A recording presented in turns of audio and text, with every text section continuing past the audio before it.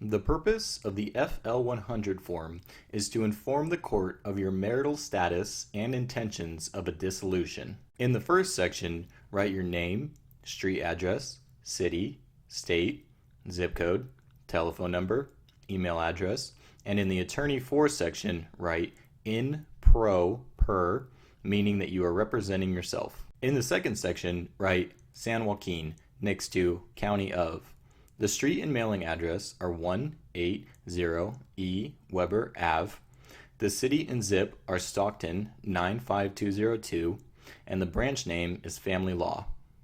In the third section, write your name next to petitioner and your spouse's name next to respondent.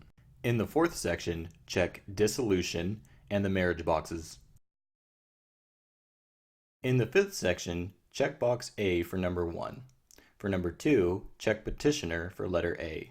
For number 3, check letter A and write down the date of the marriage, the date of separation, and how long the marriage lasted.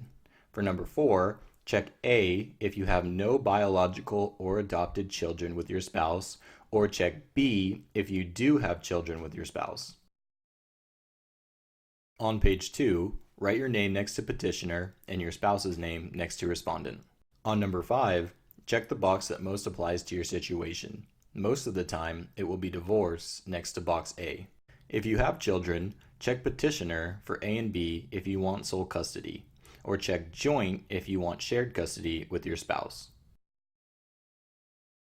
On number 8, check A if you want to receive spousal or domestic partner support payable to you, the petitioner.